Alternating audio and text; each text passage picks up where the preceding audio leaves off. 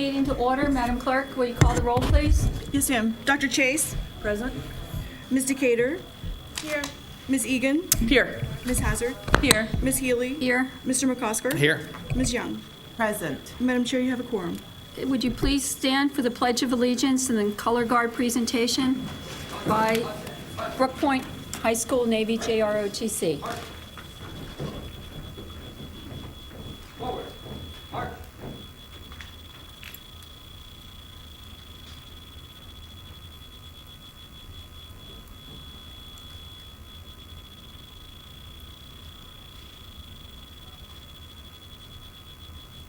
Colors. Halt. Left base. March. Colors. Halt. Carry. Colors. Ready. Cut. One step back. March. Present. Colors.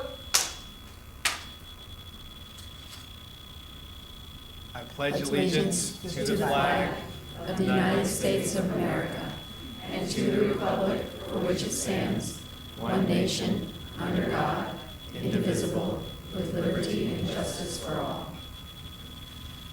Carry. Colors. Ready. Cut. Order. Colors.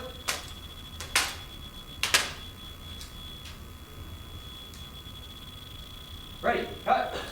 Right base. March. Forward. March.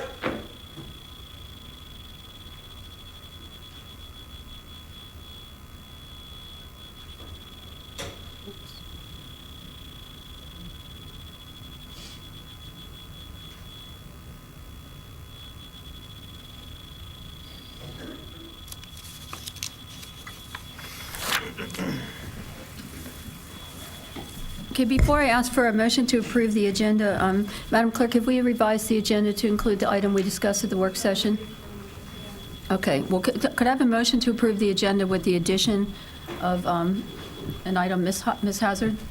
Yes, sir.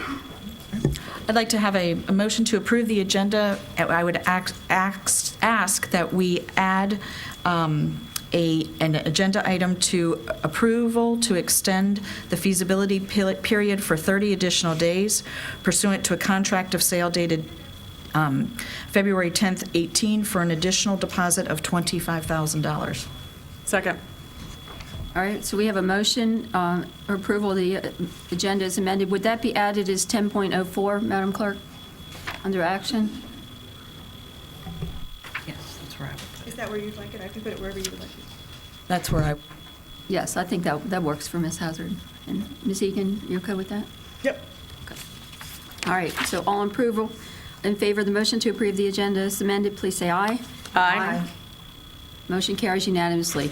Before we come to the awards, I would like to recognize the Brook Point High School Navy JROTC members who are with us tonight.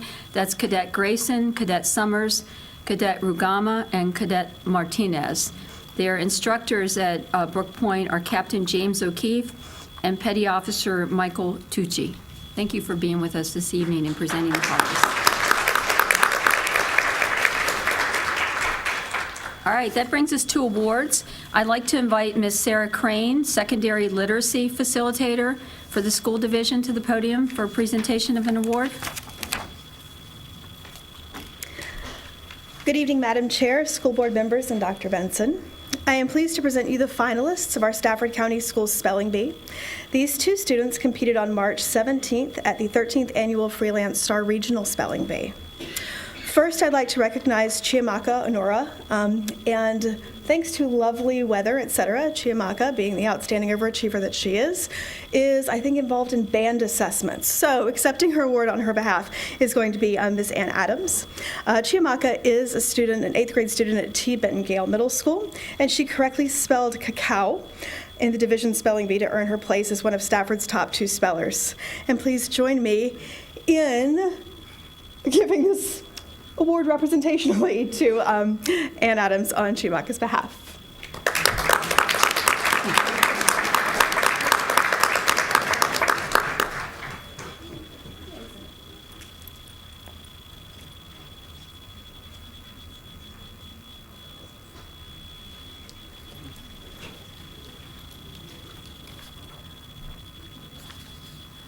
All right, and then secondly, I'm going to see if traffic has been kind. Has Rachel Staggers made it to the auditorium? We have a contingency plan for this as well. Rachel Staggers has been here several times before, but she's a 6th grade student at AG Wright, and she won the division spelling bee by correctly spelling the word soba. And Robin Lloyd is going to be accepting Rachel's award on her behalf.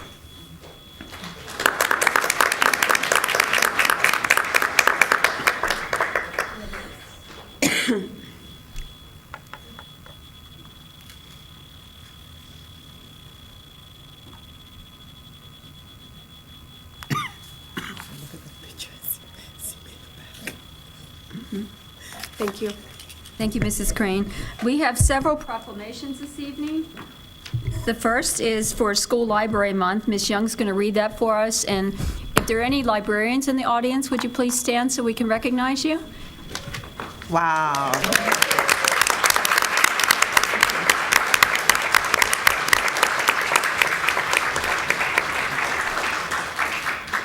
Thank you. Wow, what a nice sight. Proclamation to designate April 2018 as School Library Month. Whereas school library programs ensure that students and staff are effective users of ideas and information, and whereas the school librarian's role is to provide the leadership and expertise necessary to ensure that the library program is an integral part of the instructional program of the school, and whereas the school board has entrusted the librarian in each school to teach the skills of locating and using information through traditional resources and new technologies, to provide literature appreciation activities, and to guide and encourage content and recreational reading to every student. And whereas school library programs contribute to the individual growth and development of all students while fostering both excellence and equity. I like that word, equity, in education. And whereas the school librarians of Stafford County have dedicated themselves to work for quality library programs for all students. Now, therefore, be it proclaimed that April 2018 is School Library Month in all of the public schools of Stafford County. The school board calls upon school administrators, teachers, students, and citizens to recognize and support this action and to participate throughout the month of April in the celebration of School Library Month, adopted by the Stafford County School Board this 27th day of March 2018.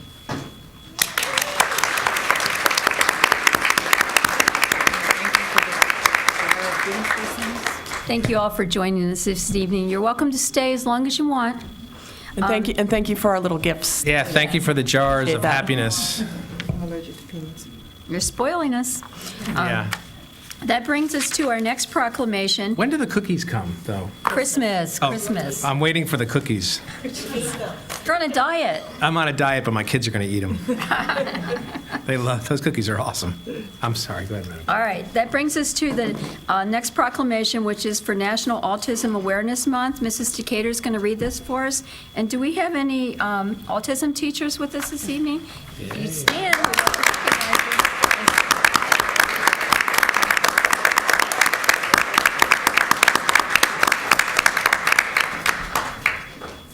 Thank you for everything you do.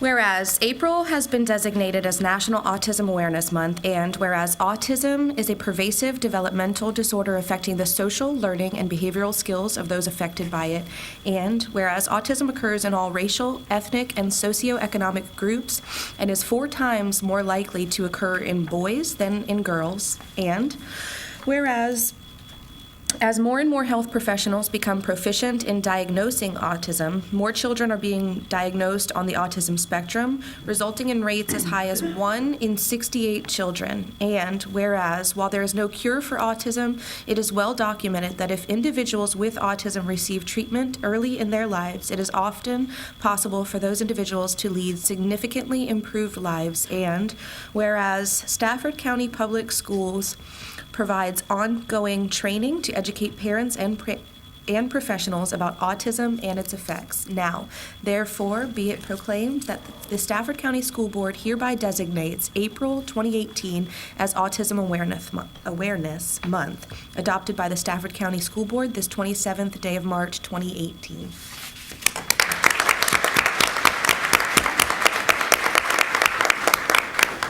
Thank you, Mrs. Decatur, and thank you, teachers, for joining us.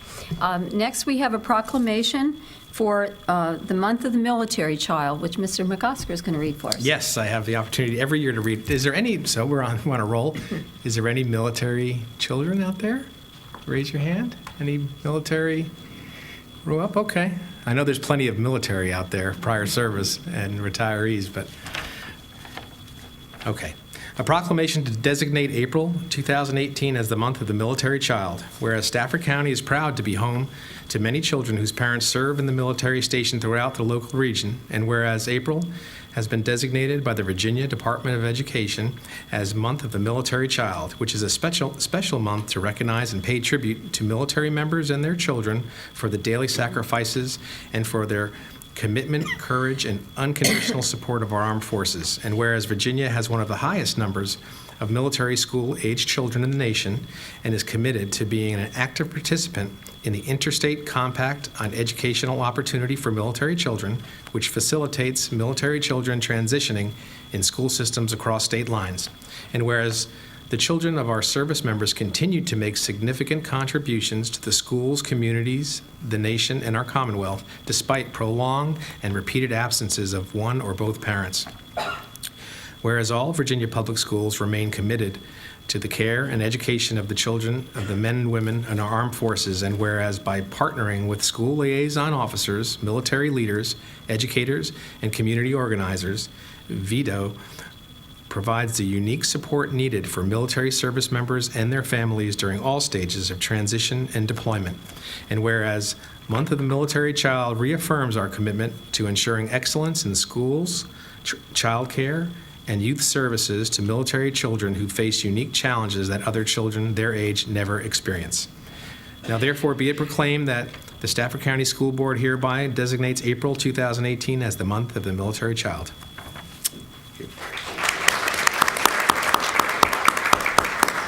Thank you, Mr. McOsker, and there's lots of military children in our school. They're probably home doing homework, getting ready for that spring break coming up. That's right. That brings us to special presentations, and we are happy tonight to welcome Mrs. Karen Bingham, the coordinator of the Band Together to Fight Hunger, our famous November event, and the drum majors from all of our schools. So come on down.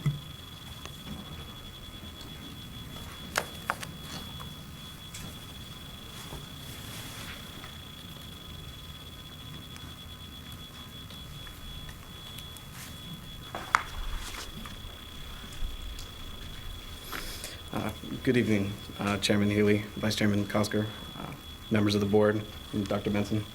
My name is Jacob Zimmerman. I'm joined here this evening with my fellow drum majors, Caroline Bingham from Mountain View, Tori Cruz from North Stafford, and Nicholas Alford and Michelle Soley from Stafford High School. We wish our Brookpoint peers good luck as they're currently performing for their Virginia Band Orchestra Directors Association assessment right now. We're here this evening to thank you for once again supporting Band Together to Fight Hunger. Band Together to Fight Hunger 2017 was a huge success thanks to our incredible community citizens and business partners. We would like to thank all who attended or who dropped off food and donations prior to the event.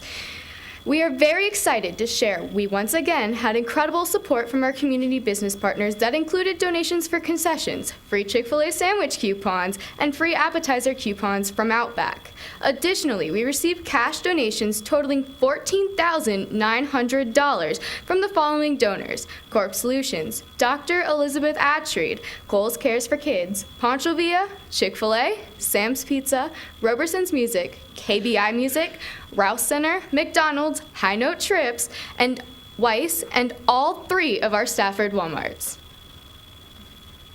Donations from our businesses donors provided 29,800 meals for our community directly to the Fredericksburg Regional Food Bank. We would also like to thank our Stafford County who attended in large numbers despite the rain. With their help, we collected $1,179. That equates to an additional 2,359 meals for our community. During the course of the event, with the help of our band booster families, we loaded 3,427 pounds of food onto the semi-truck. The donations of the non-perishable food provided an additional 4,112.4 meals for the Fredericksburg Regional Food Bank. Band Together 2017 provided a unique opportunity for our community to celebrate both our Stafford County High School marching bands and our commitment to the hungry citizens right here in our surrounding communities. The grand finale, consisting of 427 Stafford County band students, was the highlight of the evening. This was a chance for all of us to come together and perform God Bless America for our own community. Tonight we are very proud to present our final check with you for the Fredericksburg Regional Food Bank to Mr. Rollins and Mrs. Klein. We are thrilled to share that Band Together 2017 provided 35,069 meals for the Fredericksburg Regional Food Bank.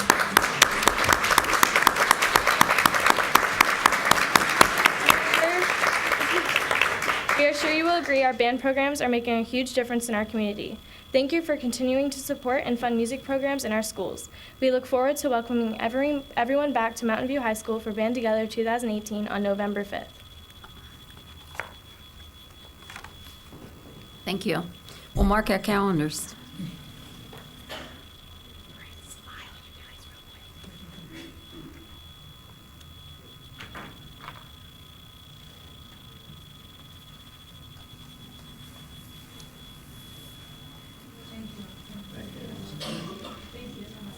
Thank you all for joining us this evening.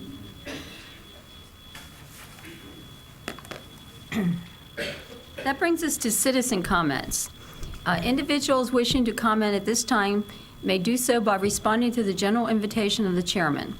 Speakers shall identify themselves by name, address, and organizational affiliation if the spokesperson represents an organization. Speakers shall also announce the purpose/topic of their comments. 3 minutes shall be allotted to speakers. The chairman reserves the right to restrict the total citizen comment received at any particular meeting to a predetermined maximum number of minutes with the approval of the board. Citizen comment which is profane, abusive, or which threatens imminent physical harm shall be ruled out of order by the chairman. Although the board provides the opportunity for citizen comment, individuals wishing to register complaints against division employees or division programs, services, or activities may also utilize the procedures outlined in Stafford County Public School Policy 1113, Public Complaints. No one is signed up to speak to the board. I think that's a first, but anyone that is interested in speaking is welcome to come down. All right. I see Mr. Hayes is jumping up there because we almost closed it. He didn't get here fast enough last time. We'll let Mr. Hayes go first tonight.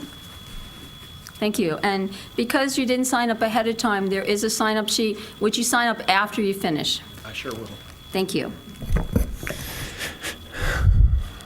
Thank you, Madam Chair. I am Andy Hayes. I'm president of the Stafford Education Association. Thank you to the board and Dr. Benson.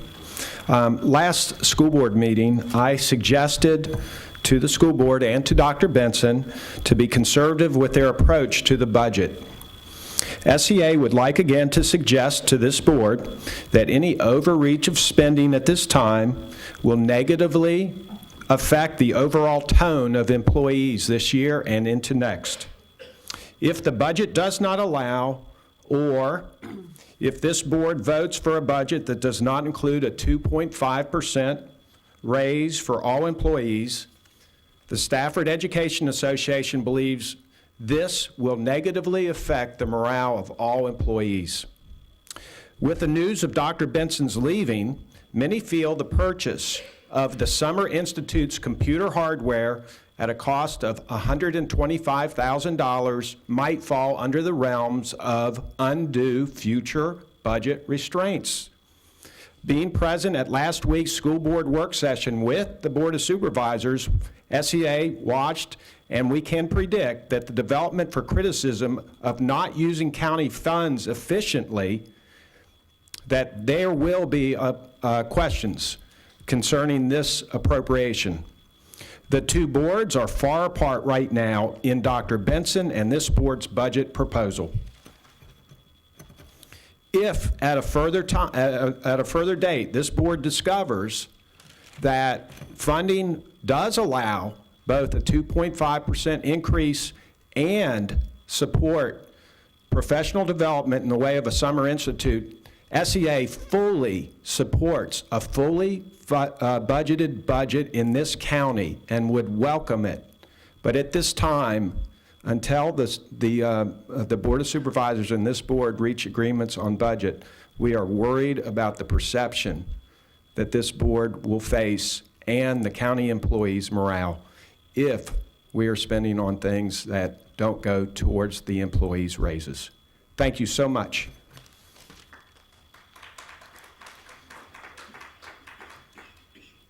Anyone else wish to address the board?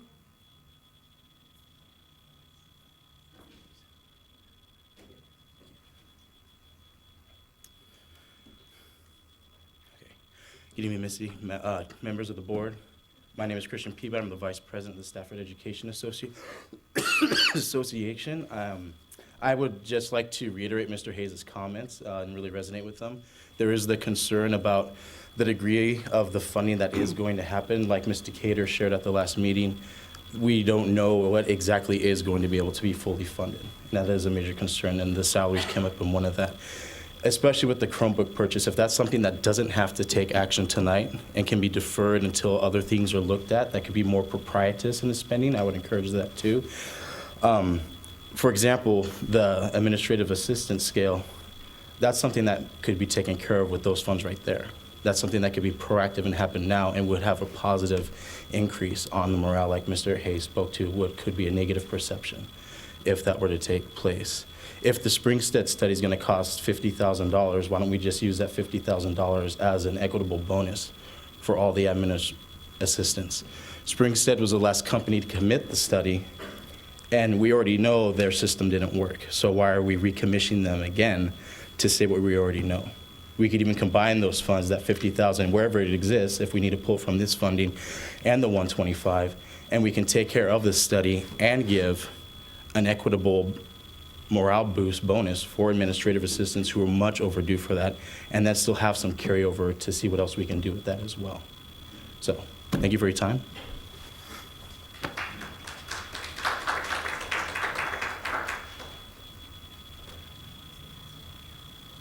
Good evening, Madam Chair, Mr. Vice Chair. Scott Hirons, 9 Yapsco Drive in the Falmouth District, as we all know. I do apologize. I didn't listen. I don't think I listened to the instructions to speaker comments for 4 years, and I didn't listen tonight. I don't recall if we're not supposed to address anybody directly on the board, and I'm not going to address anybody directly on board, but I am going to address Dr. Benson. Dr. Benson, my phone started buzzing about 6:30 yesterday, last evening, and I thought the world was going to end. Got many texts from a lot of people throughout the community hearing the news that you're departing us, and everybody expressed their sadness and expressed how much they understood what you contributed to this community and to this school division. About 4 years ago, or actually November 2013, I was sort of scared out of my mind. I really didn't know what I had gotten myself into. The school division had some serious management issues, some financial issues that were fairly well publicized. I had the opportunity, the board was kind enough to invite new board members, newly elected board members, into interviews. And from the moment you sat down in the interview, I said, that's the guy we need.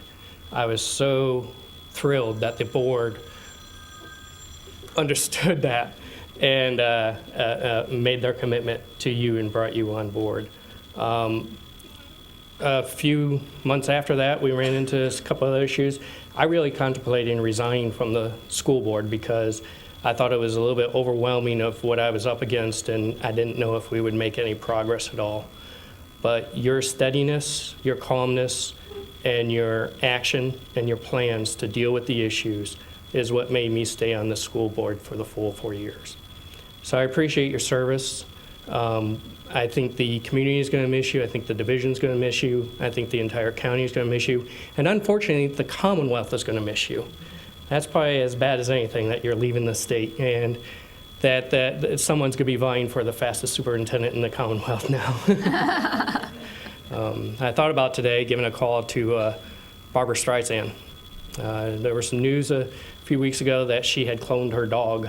I was going to ask for the doctor's phone number for where she had that done and ask for a vial of blood from Dr. Benson so he could be cloned and continue in his role here in Stafford County, because he really did make the improvements that he said he was going to make when he came on board with his action plan. The only person I've ever seen come to our interview with an action plan, and he executed it. So thank you very much for your service, Dr. Benson.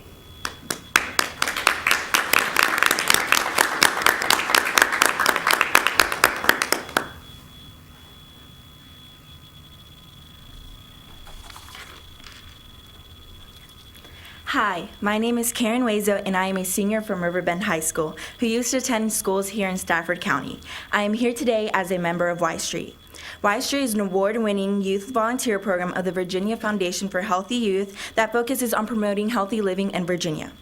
I'm here to talk about how Y Street's 24/7 tobacco-free campaign is helping Virginia schools be tobacco and e-cigarette-free 24 hours a day, 7 days a week. Under a 100% comprehensive policy, tobacco and e-cigarette use, possession, and distribution is prohibited by anyone, anywhere, at any time. The Stafford County School Division is doing a great job committing to the health of students, staff, and visitors. The Stafford County policy language reflects what is required by the state, but we would like to partner with you to strengthen your policy to help close any loopholes and become 100% comprehensive. In your folders are copies of the definition of property in your policy. Currently, your language does include school events and indoor properties, but there are potential gray areas. We recommend that the updated policy expand language to include premises inside and outside, whether owned, chartered, leased, or rented by the school division. Include any school-sponsored or school-related event on or off-site. Second, define tobacco product and tobacco use to include electronic smoking devices and products containing nicotine. By including these terms directly in your definition, it is clear to the entire policy that it applies to alternative products as well. Third, require consequences for visitors. Consequences support administrators and staff on and off ground. Fourth, add a provision requiring tobacco-free signs to be posted on school property. Signs help to effectively communicate and enforce the policy to the school and community. Finally, expand the language to provide referrals to cessation resources for staff and students. The 24/7 Tobacco and E-Cigarette Free Schools Toolkit details these resources and makes it easy to offer them as necessary.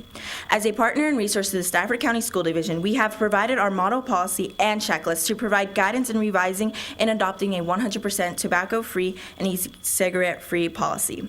Once you decide to adopt a comprehensive policy, the 24/7 campaign has great ways to support implementing and enforcing the policy. First, we shall provide free signage to all schools in your division. Second, our free tobacco and e-cigarette free schools toolkit will be sent to all schools in your division. Third, we will add you to our official map of 100% comprehensive school divisions. Finally, in your folder, you will find examples of how we can help your school division earn positive publicity for updating the tobacco policy. If you would like to discuss the information I have provided, the 24/7 campaign manager and myself will be available after the meeting to speak with you. On behalf of Y Street, I thank you for taking the time to learn more about the 24/7 campaign, and I look forward to adding Stafford County to our map of official 100% comprehensive school divisions. Thank you. Thank you.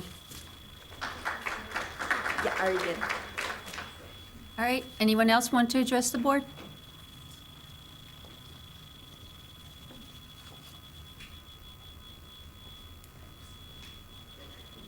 Good evening, board members. I am a teacher at Falmouth Elementary. I actually reside in Fredericksburg, and I would like to take this time to apologize. I am not prepared.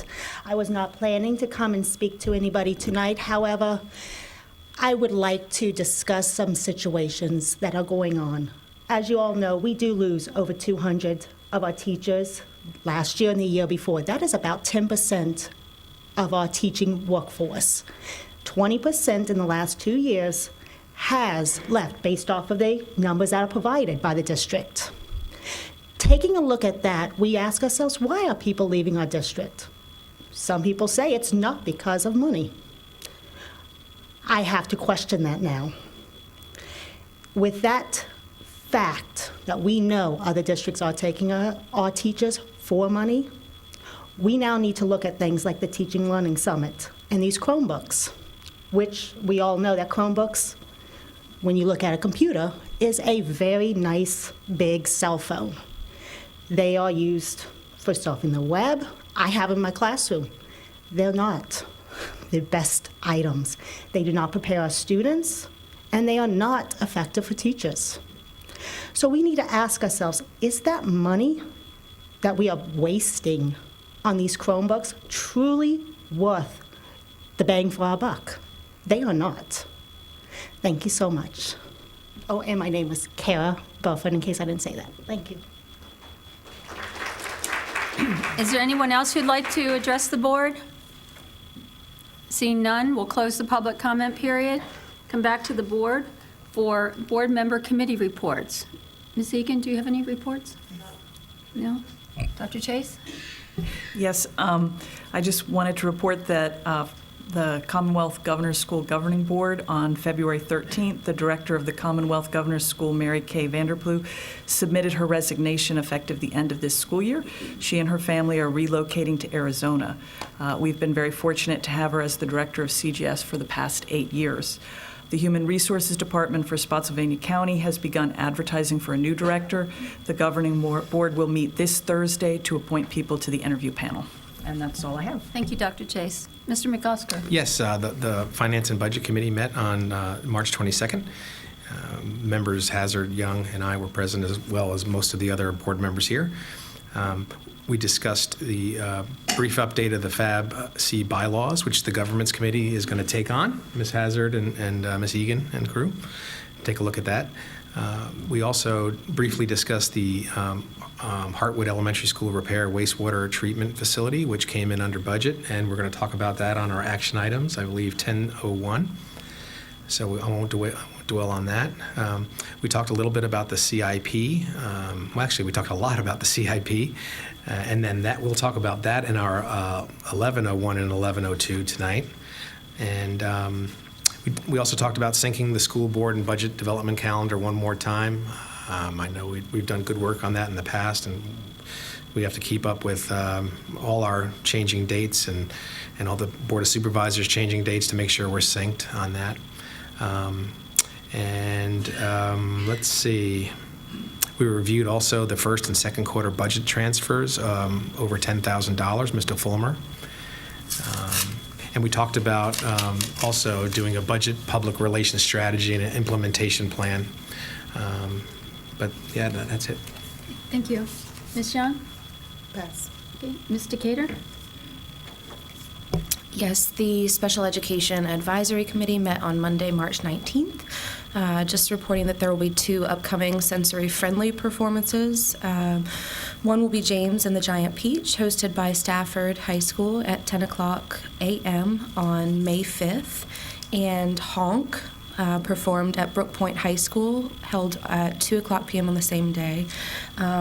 Just a little update on the sensory-friendly performances. We did host 2 last year. They are geared towards providing reduced sound, increased lights, open seating with the ability to move around the theater, an area available outside of the theater for breaks, advanced preparation for patrons, relaxed theater rules, no blackouts or abrupt entrances by actors, and some advanced preparation items, including sensory-friendly social stories available in advance. And this year, there's also going to be a website launched, which will include social stories and a storyboard for both performances. So those are great for our students to get in and be a part of that. The remaining The remaining upcoming events brought to you by the Parent Resource Center for the month of March will be 2 more Full Life Ahead workshops. One is March 29th at 10:30 a.m., and the other is March 29th at 6:30 p.m., held in Stafford at the Parent Resource Center. The next meeting of the SEAC is scheduled for April 16th, 2018. Thank you. Thank you. Ms. Hazard? Sorry. We have a governance committee meeting tomorrow beginning at 5:30, and the Head Start meeting, actually that was scheduled for last Wednesday, was snowed out. So they will be rescheduling. Policy Council will be meeting tomorrow instead. Ms. Young, did you want to add something? I just wanted to give a shout out to whoever put together the Arts Festival. It was really nice. I was invited, but I was looking for some folks that invited me. I didn't see them there, but that was okay. I enjoyed myself. I saw some pebbles that the students made from Heartwood Elementary and Singing Hawks. I remember my kids were in Singing Hawks at Hampton Oaks, and so it was a really nice evening. So for those that didn't do that next year, make sure you attend. It's fabulous. It's fascinating. Thank you. Thank you. That brings us to superintendent's comments. Dr. Benson. Thank you, Madam Chair. A little bit of business to start with. I know folks are wondering about how much time we will need to make up given our most recent issues with being out of school. And I'm really happy to report that Mr. Nichols has looked very closely at the amount of instructional time that we have in our schools and had a conversation with a representative at the Department of Education. So up to, as far as getting to today, okay, so hopefully we don't see any more inclement weather between now and the end of the school year. We have just 18 minutes to make up at the elementary school level. We're fine at the middle school and fine at the high school. So I'm going to recommend to the board that we simply extend one of our early release days. Staff is recommending just do it on June 13th by 18 minutes, and we will meet the time requirement at the elementary level. No adjustments are required at the middle or high school level. Correct, Mr. Nichols?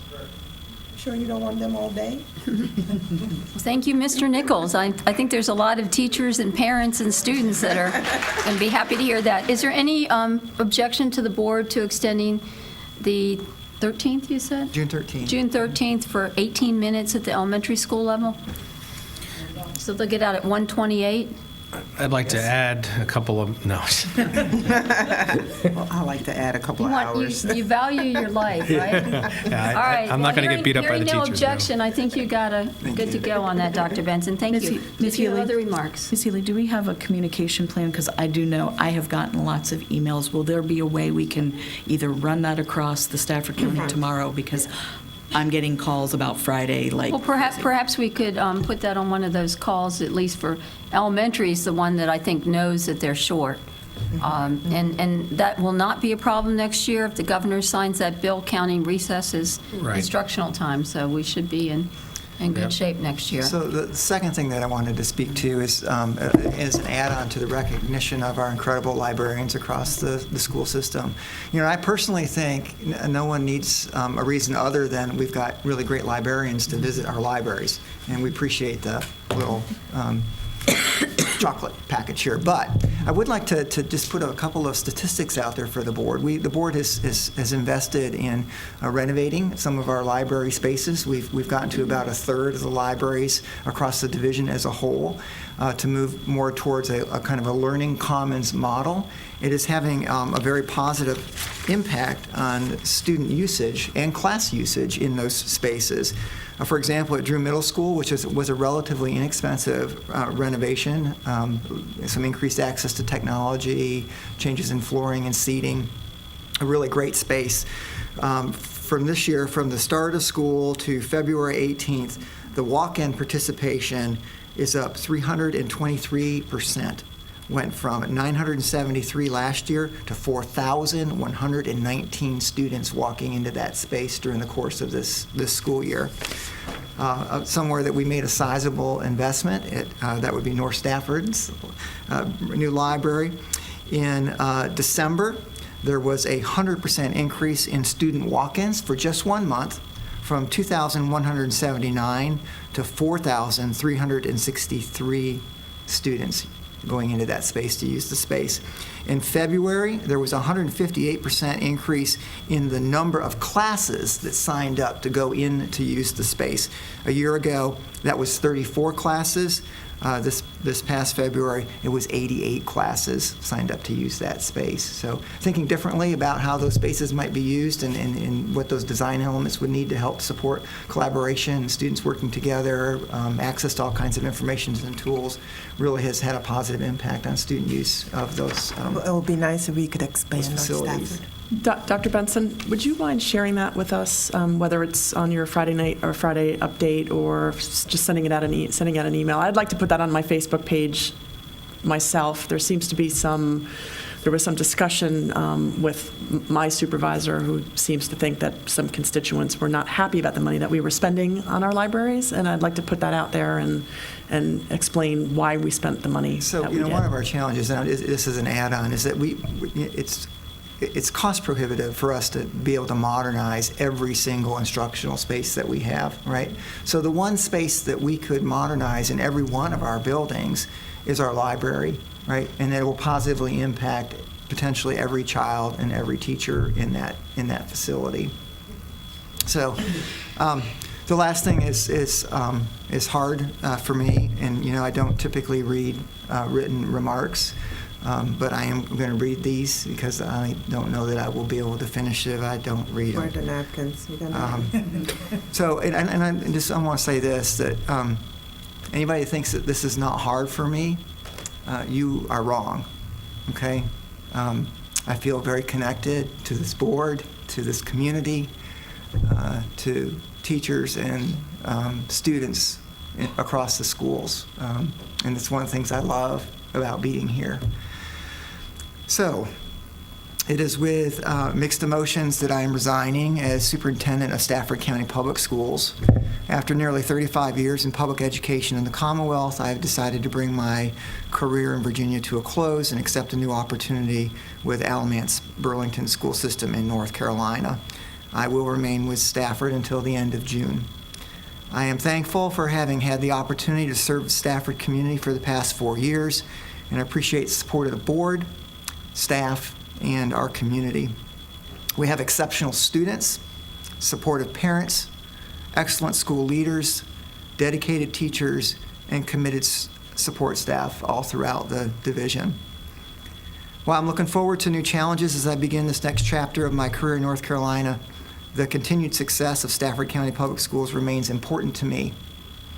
There is significant work to be done in the coming months, including balancing the school board's budget once we know what our revenue is going to be, approving a capital improvement plan that addresses student growth and continued modernization of our facilities, approving calendars, school calendars for 2019-20 and 2021, considering some early recommendations from the Superintendent's Equity, Diversity, and Opportunity Committee. And we're going to make sure those things get done, okay? My goal is, with the support of the board, that there will be no loose ends at the end of June. What we've done here in the last 4 years has been a collaborative effort, okay? It's not about me, and anybody who thinks it is about me is wrong. I think that what we've done because we see value in it together. I am not someone that uses positional authority to affect much in terms of change. So I'm confident that what we have valued during the last 4 years and the improvements that we made, that work will continue.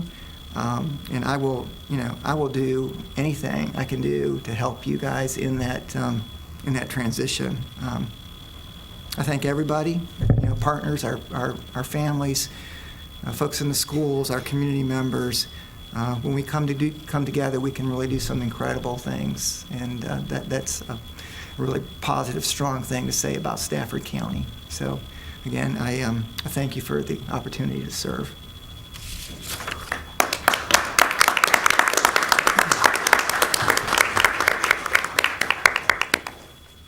Thank you, Dr. Benson, and we're glad you're still here. That brings us to the consent agenda. Do we have a motion for approval of the consent agenda? Motion to approve 4 items of consent. Second. Motion by Ms. Hauser, second by Ms. Egan. All in favor, please say aye. Aye. All opposed, motion carries unanimously. We have several action items. The first is approve the award of a construction contract to Mack Industries of Brunswick, Ohio, in the amount of $415,000 using FY17 carry-forward funds and school capital reserve funds for the wastewater treatment facility replacement project at Heartwood Elementary School. Do we have a motion, Ms. Hazard? Motion to approve. Second. Motion by Ms. Hazard, second by Ms. Egan. Any discussion? Dr. Chase? Yeah.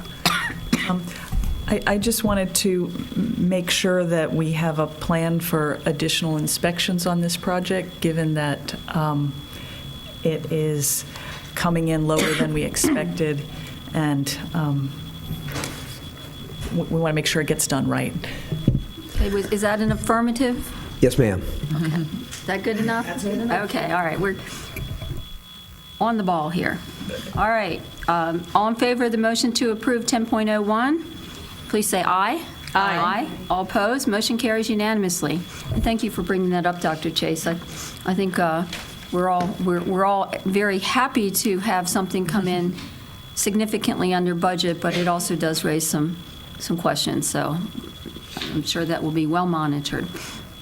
That brings us to 10.02, approve the award of a contract including 4 optional one-year renewals with Cherry Beckert LLP in the amount of $116,380 from budgeted FY19 operating funds for audit services. Do we have a motion? Motion to approve 10.02. Second. Motion by Ms. Egan, second by Ms. Hazard. Any discussion? No? All in favor of the motion, please say aye. Aye. All opposed, motion carries unanimously.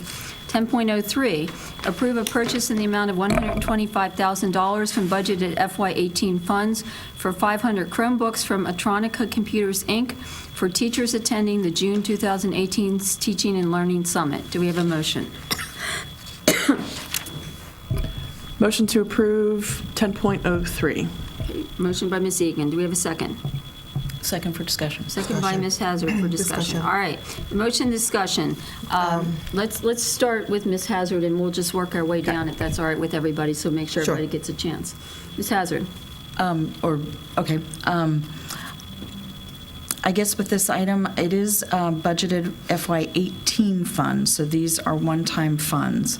These were, as I understood this item, the Chromebooks are also meant to be in the hands of our teachers as part of our technology program. It was also pulling other computers out. So I know that the delivery vehicle, as I understood it, was always going to be the Teaching and Learning Summit, but that was not always the sole reason for purchasing them. It was also to be getting a device into our teachers' hands and to be cycling out the big computers on the desks. As I said, that was sort of my understanding, that it was sort of a dual purpose, not because I don't feel that approving this one way or the other commits us as well to the Teaching and Learning Summit. I think there's a second piece of that, but that is something to discuss. Those are just some initial thoughts that I have. Mr. Cater? So just my initial questions were what Ms. Hazard just spoke to, so that these are one-time funds. They've already been budgeted for last year's budget. They are one-time funds. They don't, so necessarily, for the sake of some of the suggestions by the speakers, these funds cannot be used then to go towards teachers, those type things. Is that accurate? Well, if we were to put funds towards salaries, or that would be a recurring fund, and that would have to be budgeted each year. These funds are from the current year's budget, and the salaries are already, under contract, and everything is taken care of up through the end of the fiscal year, which would be, would that be June 30th? Okay. Yeah. I may have some additional questions, but I'll let. Is that, is Mr. Fulmer here? Yeah. Mr. Fulmer, do you have anything to add to that? With respect to the source of these funds, these are one-time funds? So they're coming out of our recurring operating fund budget, but it wouldn't be considered a recurring item, as in we could choose which year we could do it. It's not a salary where once you give it, you're going to have to give it every year. Does that make sense? But it is coming out of the operating budget and would be included in next year's, as the FY19 budget stands now, is included in the 19 budget operating fund as well.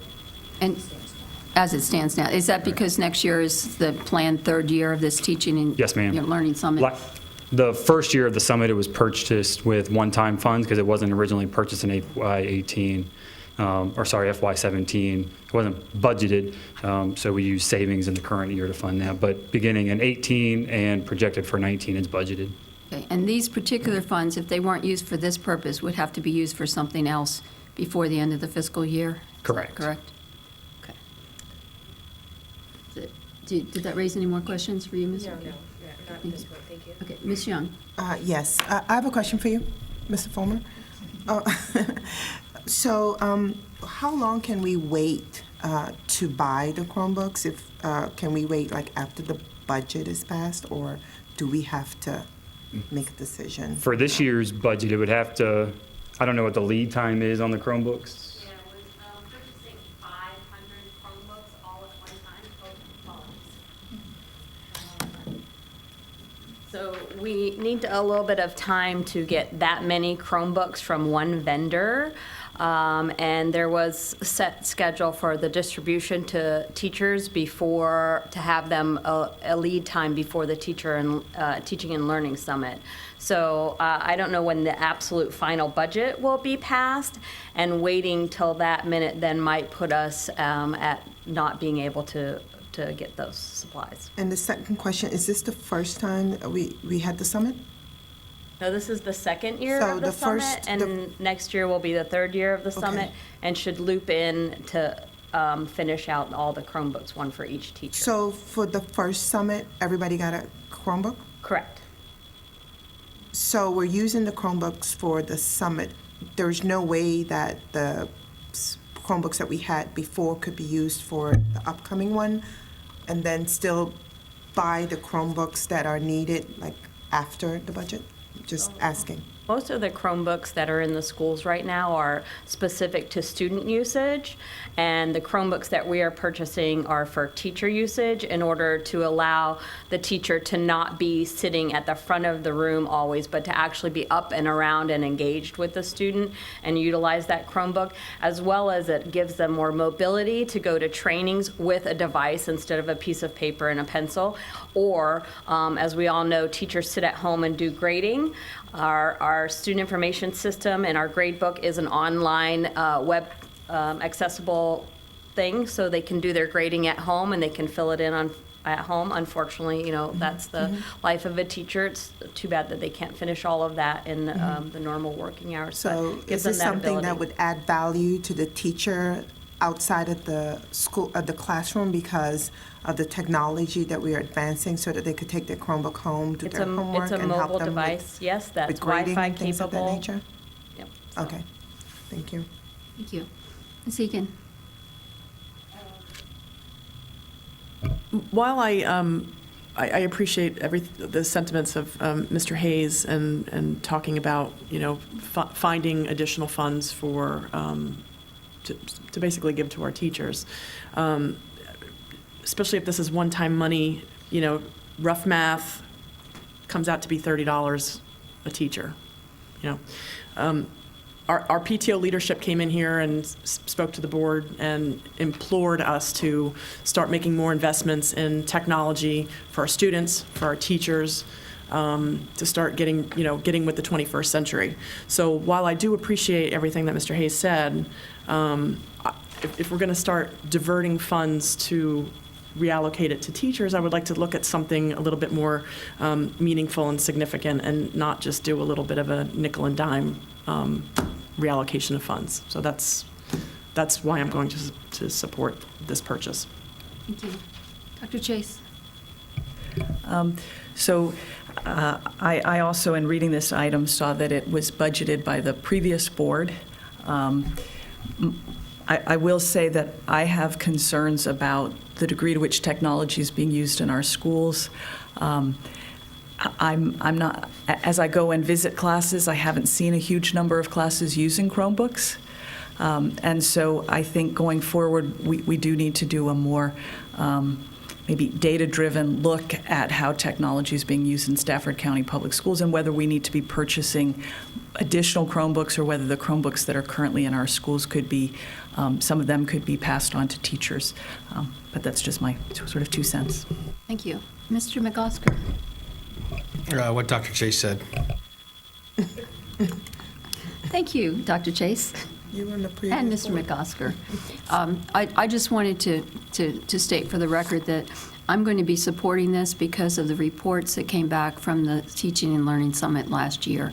And I understand, that there are differences of opinion, and there are some that think it was not worthwhile, but there are many others that raved about it, that said it was the best thing we've done in Stafford County for professional development for our teachers. And one of the real, additional benefits was that the teachers got to take a Chromebook with them, and that was, to be used, by themselves, whether they're at home working or, in a carpool or wherever they may be. And I think it's something that we can give to our teachers. We can't do a whole lot, but, on this one, we said last year, and can't commit a future board, but at the time, because of the wonderful reviews coming back, the board, said it would make every effort to continue this for the next 2 years so that every one of our teachers would have an opportunity to participate. And I look at this as phase 2 of 3, and unless something comes back after this year's summit that says, that's significantly different result from last year, I will look forward to the day when all of our teachers will have been through it and they've all had the opportunity, hopefully, to get that Chromebook. So I understand the need to look at our spending, and we will have that opportunity very shortly for next year's money. But right now, I look at this as an investment and something that we can give back to our teachers, and that's why I'm going to be supporting it. Any other comments or questions? All right, then we'll call for the vote. All in favor of the motion to approve the purchase of the 500 Chromebooks and for the amount of $125,000, please say aye. Aye. All opposed? Okay, sounds like motion passes unanimously. All right, that brings us to our newest action item. And this arises from our work session earlier this evening. That is to grant approval to extend by 30 days the feasibility study for the proposed purchase of the Fredericksburg Christian School property. Do we have a motion? Motion to approve. Motion by Ms. Hazard. Do we have a second? Second. Second by Ms. Egan. Any discussion? No? All in favor of the motion to approve, please say aye. Aye. All opposed? Motion carries unanimously. All right, now, the fun stuff. Brings us to information items. We have 2 information items here. They're both related to the FY19 to 228 Capital Improvement Plan. The first one is major projects, and this is following the discussion at the Finance and Budget Committee meeting at its work session last week. I'm going to ask Mr. McOsker to lead this discussion. And then part 2, Ms. Hazard and Ms. Egan asked to be put on the agenda, so I'm going to turn that over to them. Okay? Okay, thank you, Madam Chair. As mentioned in the Finance and Budget update, we'd be talking about the CIP. So the bottom line up front is we really do, as a board, and I think all board members agreed, and that we agreed on Thursday night that we need to get a CIP, our priorities, over to the Board of Supervisors on what we need to build for our schools. So I'm going to read, this is well prepared by Mr. Horan, so I'm going to read a little bit of the background information to get us ready. And the school division's capital improvement plan provides a comprehensive planning and acquisition roadmap that identifies and articulates the needs for capital improvements to include new schools, critical renovations, additions, upgrades, repairs, existing school infrastructure, and other essential capital projects. Stafford County updated their principles of high-performance financial management guidelines in 2015, and it also adopted the CIP, the county CIP, each year as part of the approval process. And the current CIP is a 10-year window that we looked at, and that was last adopted in 2011, that 10-year window look. The school board approved the FY18-27 CIP last year, and the Board of Supervisors reapproved it. Prior to this CIP that was approved last year, every year we'd go forth and we'd have projects on the CIP by date, saying, okay, one school will be built in 19, 20, 21, the other school will be built 20, 22, 23. But last year, we came together and said, we're going to bulk these projects together for this new process that we're going to use over at the Board of Supervisors, and this joint CIP process. And that's what we did. So the school board and the Board of Supervisors proposed this new joint CIP process to evaluate, score, and prioritize all large capital projects. The school board approved this process in November, and the Board of Supervisors approved it in July 2017. And the joint CIP process is being used to develop this upcoming CIP 1928. The school board approved the following large capital improvement projects to be considered for the joint process, and this was the bundling. It was high school number 6, elementary school 18, rebuild Ferry Farm on the campus, rebuild Heartwood, renovate Drew, and additional fleet services upgrades. The Joint CIP Technical Review Committee, which was made up of staff members from our shop and staff members from the Board of Supervisors, they rated these projects with discussions. And we also, at that time, added in the Fredericksburg Christian School property was added in there for consideration. So what happened is the school board and the school staff and the Board of Supervisors staff got together. They rated the projects, and then they came out with here's what we think is important for the 10-year process. Then they had an oversight committee, and the oversight committee was basically the finance and budget committees from both the school board side and the Board of Supervisors, and we were the senior executive oversight where we got the briefings. So, so the school and county staff worked together to develop these some options, but we really never did. We met 3 times, and I always screw this up. Ms. Decatur always makes sure I'm saying it right, but we did meet 3 times, and I was there. I was there 3 times, right, where we went back and forth with things like, you're building a new Moncure. Why are we tearing down the old Moncure? And so why don't we do a renovation of Ferry Farm as opposed to a rebuild of Ferry Farm? And so things went back and forth, which culminated in a 19 December Oversight Review Committee, where the Oversight or the Technical Review Committee presented here's the list that we tried to agree on, which we did not agree on the 19th. And that list was the Moncure Elementary renovation, the old Moncure renovation, why are we tearing it down and then building a new school kind of thing. Fredericksburg Christian was on there. Ferry Farm for a renovation was on there at this time. Heartwood for a rebuild. High school number 6 and other bond-funded projects. And the one project from the Board of Supervisors was a $66 or a $71 million courthouse that they were going to put in. And the thing to remember about the capital improvement process is there's the 10-year window, and between the projects and the debt capacity, it has to be, for this one, it was about $315 million was that window that we couldn't go over, that amount we couldn't go over. So there is an art to stacking these projects along this 10-year window to make it fit, and the funding body, the Board of Supervisors, wants something before they make their decision on this is what we're going to fund. And that's what we're hoping we can do here tonight. With that, the final submission to the Board of Supervisors, I know Ms. Egan and Ms. Hazard put a summation, and it's a pretty good write-up, I think, to the board, but that's what we're kind of here to discuss.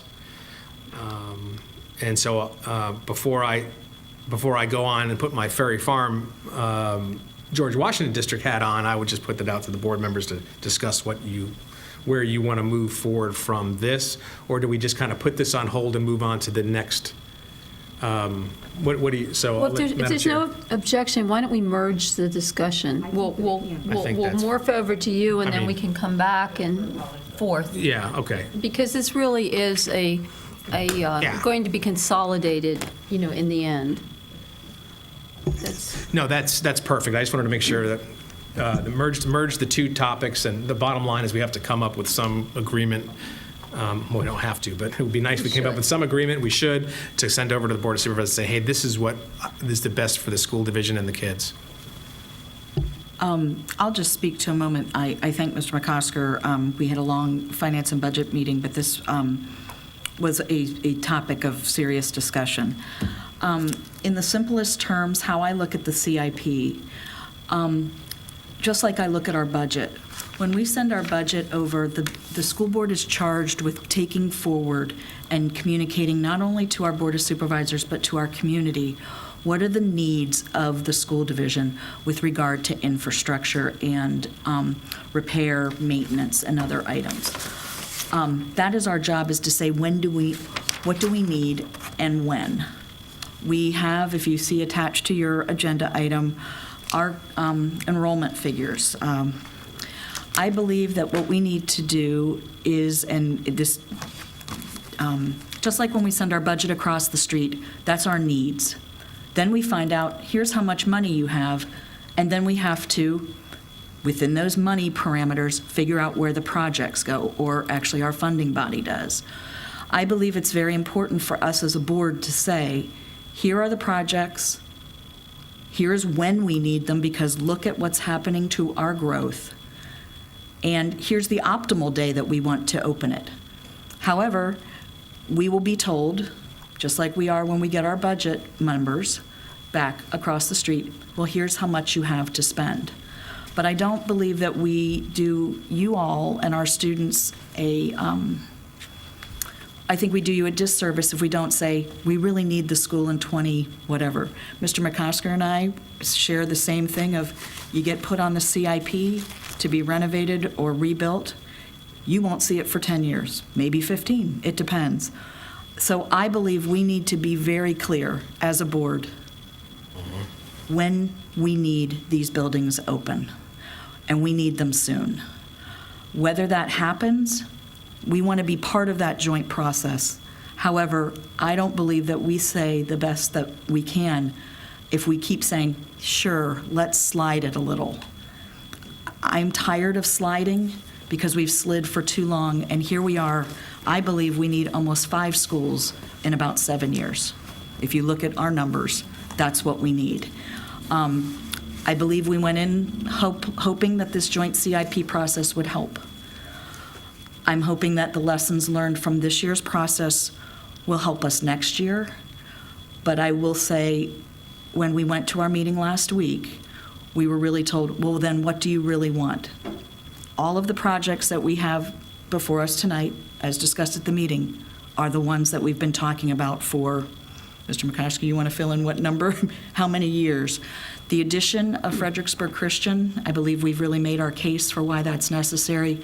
I also think a CIP is a fluid document, and you also have to react to current events.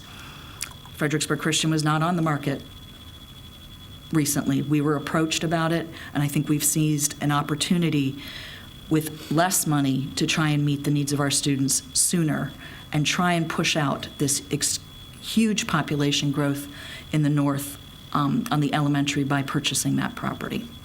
So that's kind of why I think we need a priority list which says our needs, and then we go with, as Mr. McCosker discussed, trying to fit it in within the financial constraints that we have from the Board of Supervisors.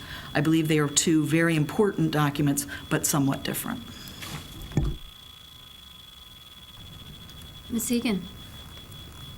I'm not going to elaborate too much more because Holly basically said it all, but I am going to express my displeasure with the way this whole process kind of played out. I mean, when I brought this to you guys back, 2 years ago, whenever we started having that conversation about a joint CIP process, I came here and sold you guys after a 3-on-3 meeting and said, this is going to be the greatest thing since sliced bread if we follow what we're supposed to be doing and we allow the committee to do their job without board interference. This might work.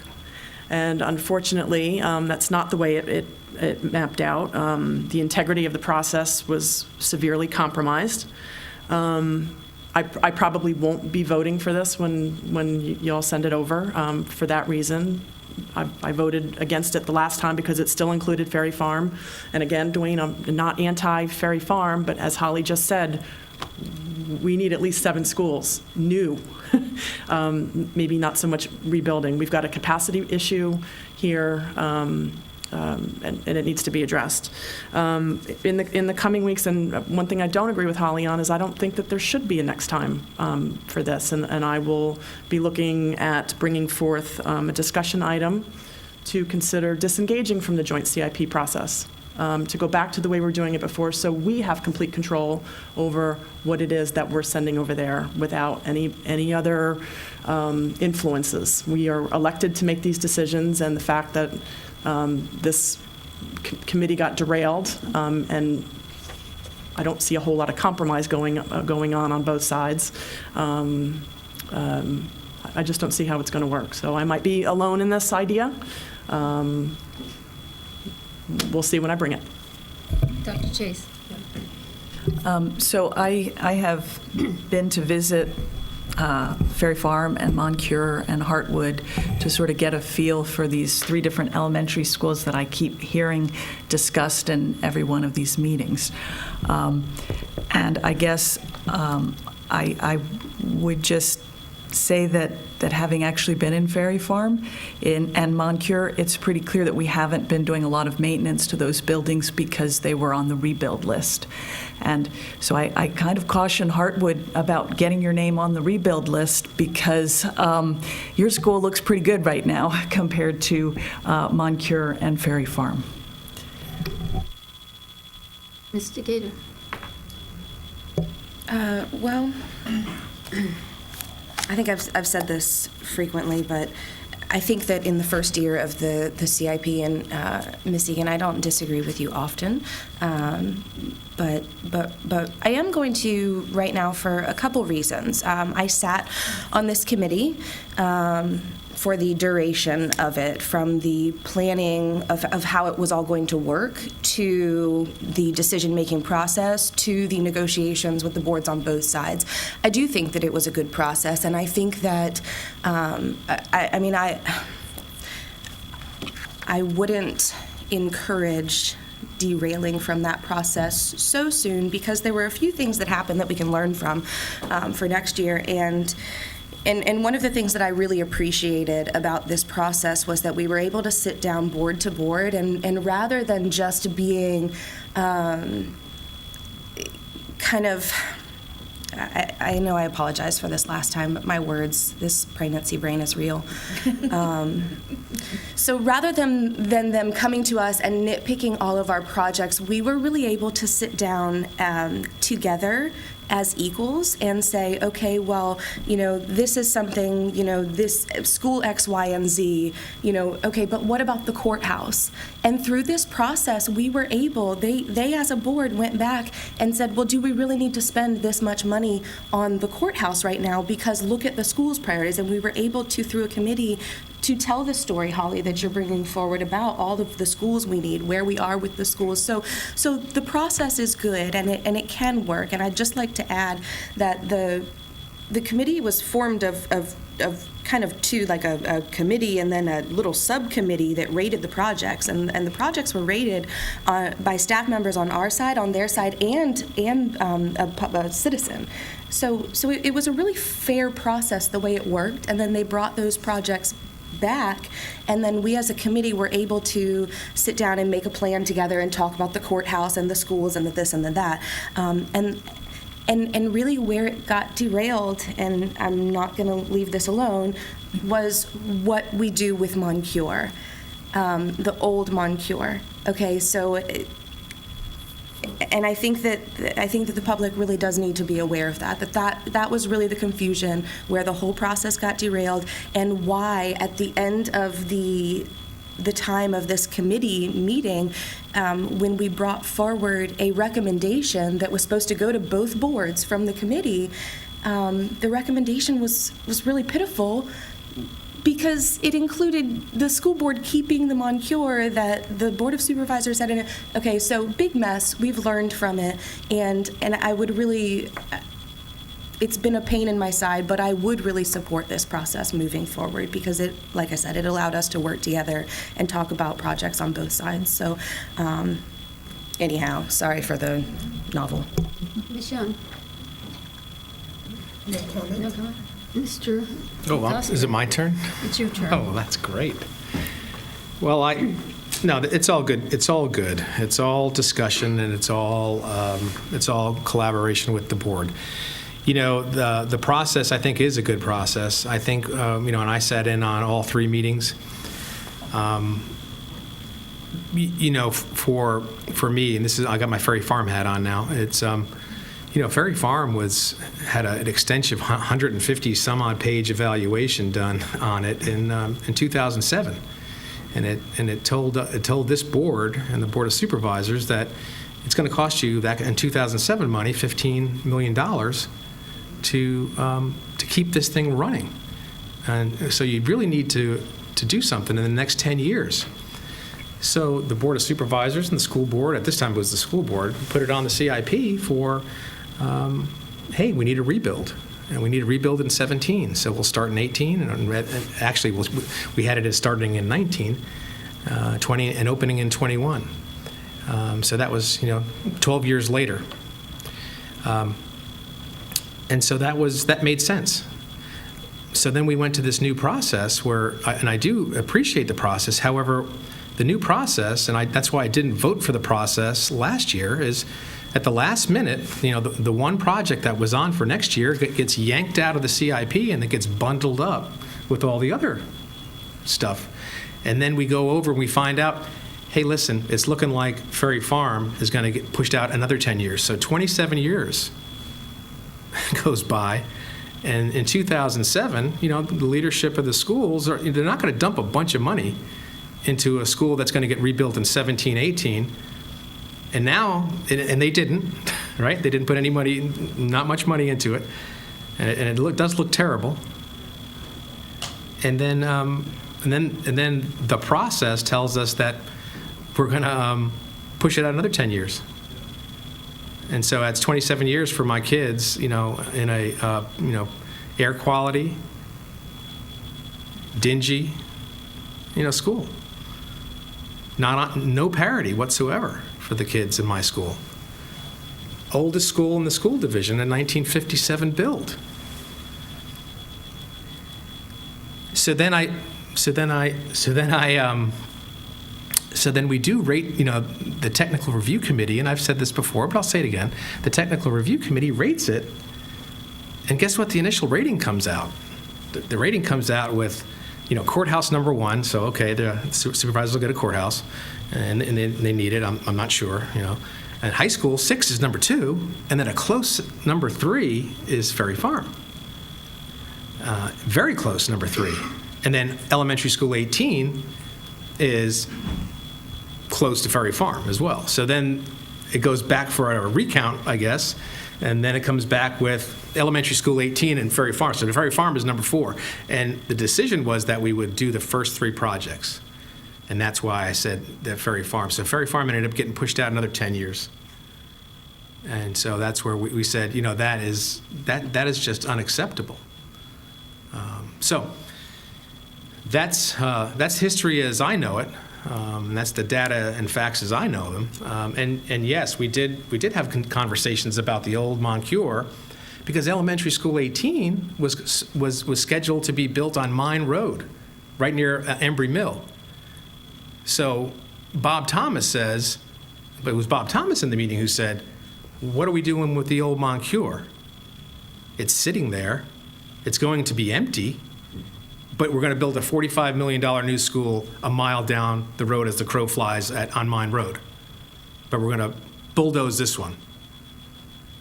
Well, yes, we're going to do that because the Board of Supervisors want to do something with that property and make money. I don't know. The last I saw, the old Moncure was worth like $3.6 million, and $45 million is a lot of tax money to get off that property. That data point is still out, as I understand it, about what they can get from the property, and And really, Old Moncur is probably off the table, right? As far as we are concerned as a board. That is a Board of Supervisor property. I don't know. I haven't heard anything about that. So, but sticking to what we have to do. So that's where I'm sitting as the school board member for the George Washington District. Is are we okay with going 27 years on a renovation where all 17 elementary schools, but 2, Heartwood and Ferry Farm, are left for the renovation or a new facility. And so I think we have to do something with Ferry Farm, and we have to do it soon.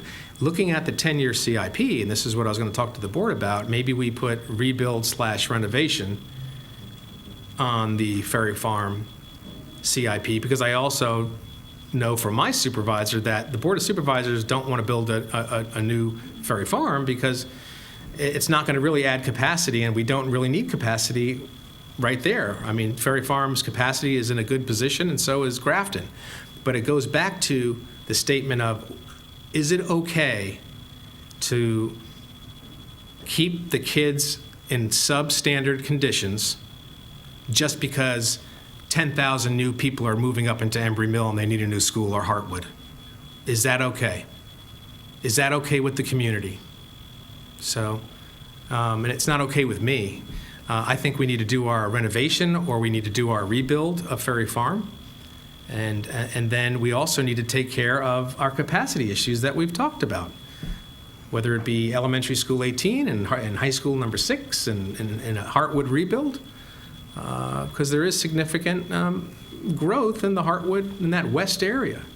So I do agree with that, but it goes back to, is it okay to keep the kids in substandard conditions with no parity? Don't renovate, just forget about them, they'll be fine. Is that okay? That's not okay with me. So I'm hoping tonight what we can do is we can put, I don't think we have an argument on FCS, high school number 6, Ferry Farm, Heartwood, I don't think, in the CIP, and making that window. But what I would ask is that we put the Ferry Farm renovation/rebuild, and it's probably going to be a renovation if the Board of Supervisors have their way, from what I understand. We do that with, go back to the old data of FY19, because that's the only place in the CIP, after doing an analysis, that we have any wiggle room, is that front part of the CIP. Because as soon as we get 5 years into the CIP with the high school build, and that's a $145 million high school build. I mean, it's a lot of money. And the other builds with ES18 or Heartwood, then Ferry Farm will get further pushed out. So that's my concern, and that's my reasoning for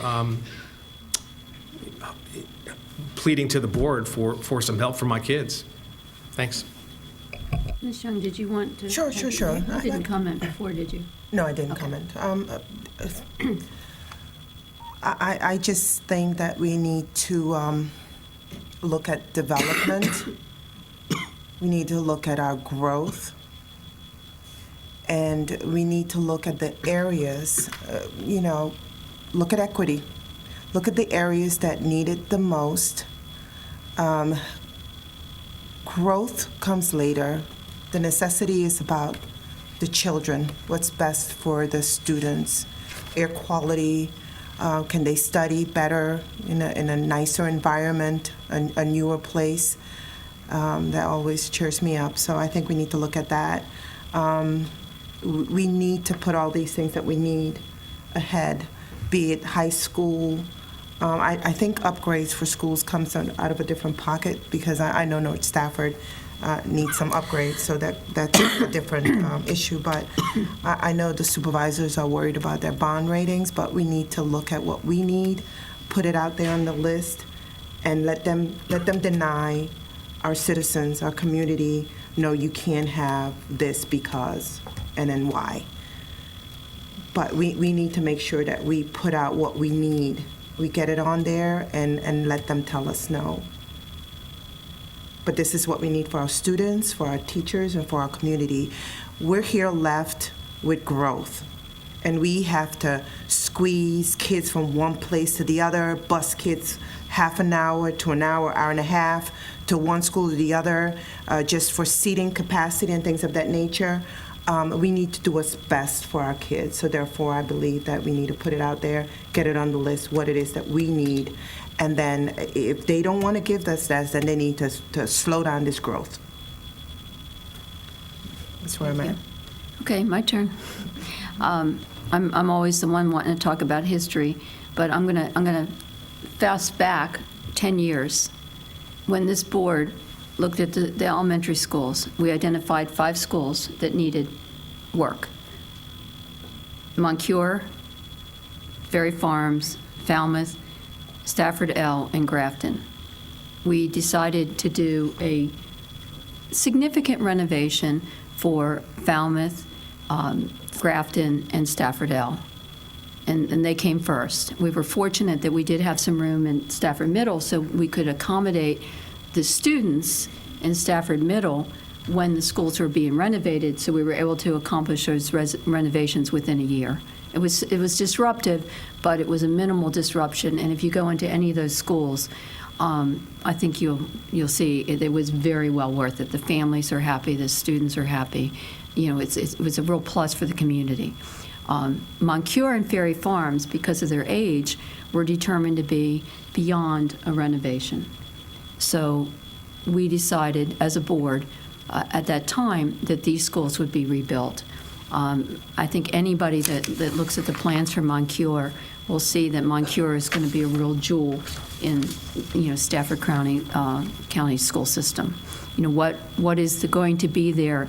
The space, the building, the opportunities for collaboration, and I know Dr. Benson has very much, had his artistic finger in that, design as well, is going to be a huge difference for the community that enjoys, going to that school. Ferry Farms was last, not necessarily because they were in the best shape, but because at that time, the Ferry Farms community did not want to rebuild. The school board said, we're going to rebuild Ferry Farms, and we're going to give you more capacity because we want to add capacity. So that wasn't their choice. So that's how they got to the end of the list. It wasn't that, there was any kind of assessment as to, who's best off and who's worst off. It was a matter of finances. We wanted to take advantage of the space at Stafford Middle, so we did the 3 renovations, and they were fairly costly renovations. And then we did the rebuild at Moncure. By all rights, we should be opening a new Ferry Farms probably just about the time we're opening Moncure, because Moncure slid. So I feel that we owe it to the families in Ferry Farms, to those students, to that faculty, to the community to follow through on what the school board made a determination. Nobody's come up with anything that I've heard that said life is good in Ferry Farms. Somebody waved a wand and, those problems have all gone away. If nothing else, they've gotten worse over the past 10 years. And as Mr. McCosker has pointed out, we haven't made an investment as a school system in Ferry Farms. So it troubles me to hear that Ferry Farms is on the list for 10 years from now. My gosh, we decided 10 years ago it needed to be done. So that means 20 years. That's a lifetime. It's just, you hear this a lot from me. You might say no parity, no equity. It's not fair. It's not fair that they continue to be at the bottom. And yes, it's not going to be our decision ultimately because the supervisors are going to control it.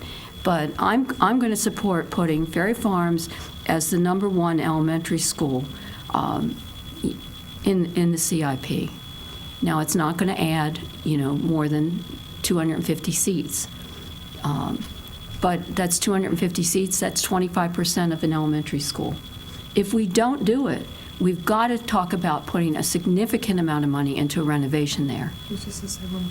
For investment purposes. So one way or the other, we need to commit to do something for Ferry Farms. Now, it's our responsibility as a school board, and Ms. Hazard, you're absolutely right. We need to make those needs known. we may not control whether we can, borrow the money, but we can certainly make our assessment and, our position known. And that's, that's something everybody really needs to be thinking. I don't disagree that any of these needs are out there, but I was there, and Dr. Chase and I walked through with Mr. Freeman.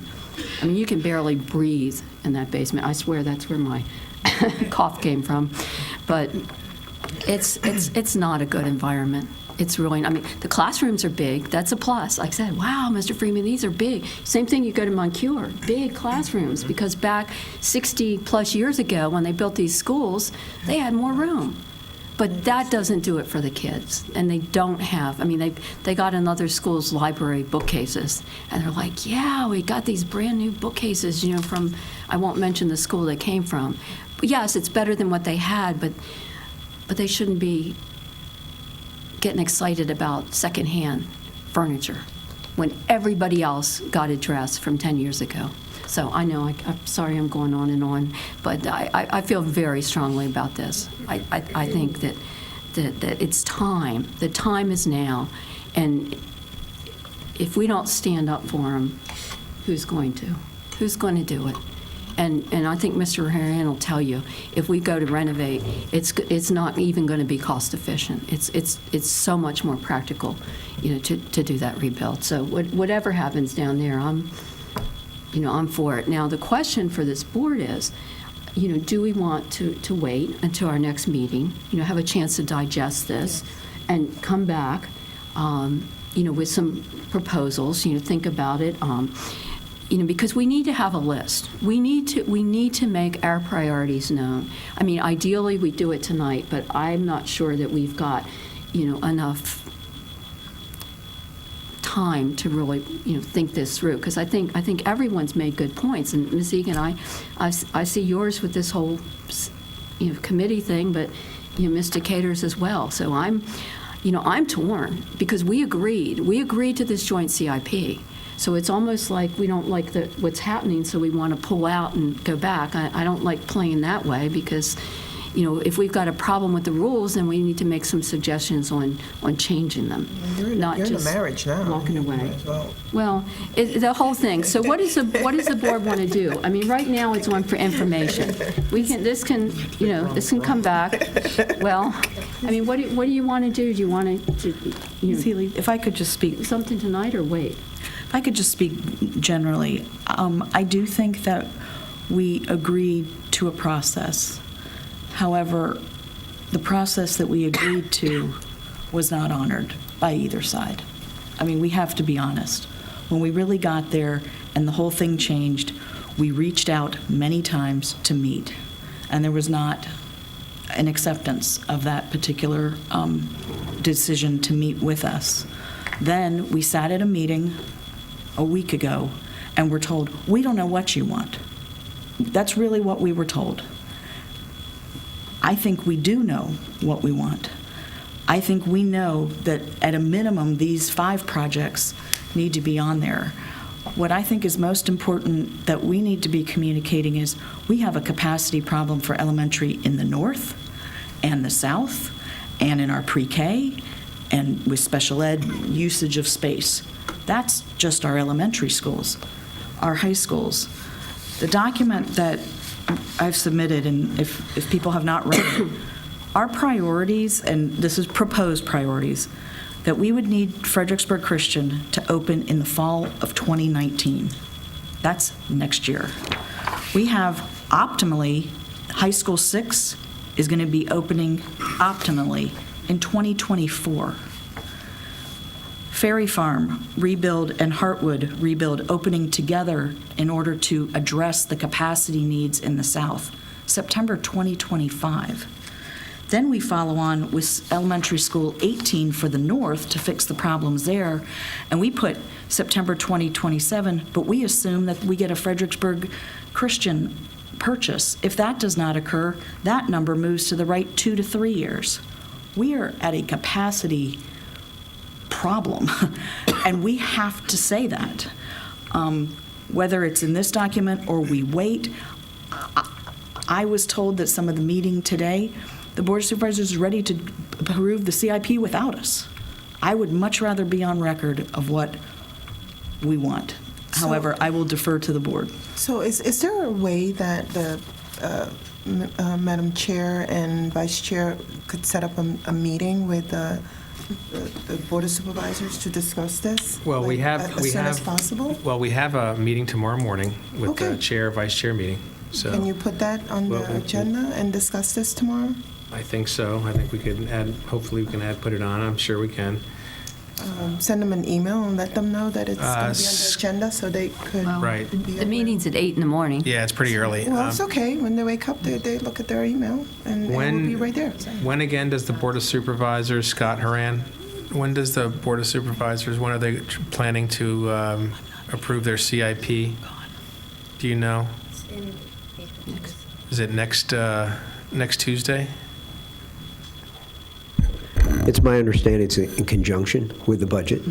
And so it doesn't have to be. It has in the past been fragmented based on some issues, but the goal, as well as in the joint process, it identifies it to be approved with the budget. Yeah.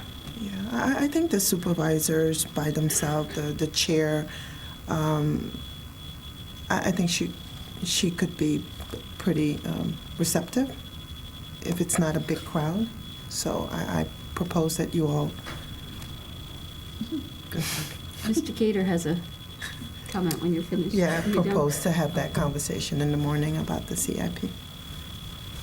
I would just say that time is of the essence. I know that the Board of Supervisors are continuing to discuss this without any word from us on what our priorities are, and I think that that's a little bit bad on our part that we haven't given them anything up until now. I think that our main hesitation, I'll speak for myself, but I think that the main hesitation with approving something is that we're worried about sending over something that says a rebuild, and them saying that's crazy to knock down a school to rebuild it, which yeah, it does sound a little bit crazy, but again, we need to tell the story.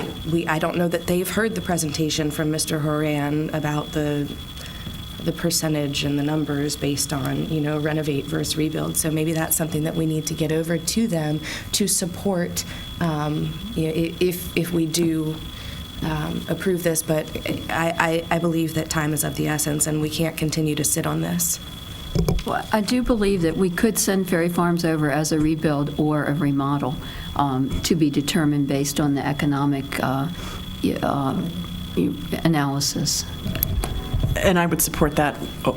I would vote for that over the whole rebuild. Yeah. I mean, it doesn't matter to me as long as we do something there.